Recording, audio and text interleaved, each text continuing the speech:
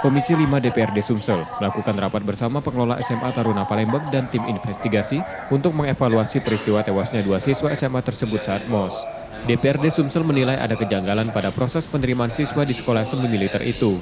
Pihak SMA Taruna harus melakukan pemeriksaan kesehatan paripurna pada siswa barunya karena sejak awal sekolah sudah menyatakan lulusannya dikhususkan untuk menjadi calon TNI atau Polri.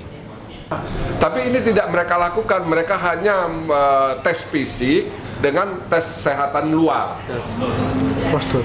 Ya, postur, tes kesehatan, cuman berapa kali sit up, push up, dan ini lari. Itu yang seharusnya, kalau ini harusnya dilakukan pemeriksaan secara paripurna. Entah itu darah, jantung, dan ini kan harus, kalau mereka harusnya itu. Kepala Sekolah SMA Taruna mengaku memang hanya melakukan pemeriksaan luar pada siswa barunya. Untuk program MPLS di sekolah, pihak sekolah selalu mengawasi.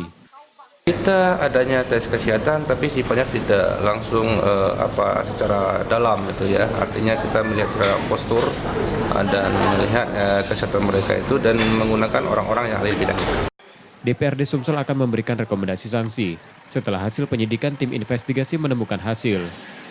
Sinta Dwi Putri, Rizky Nurmizan, Kompas TV, Palembang.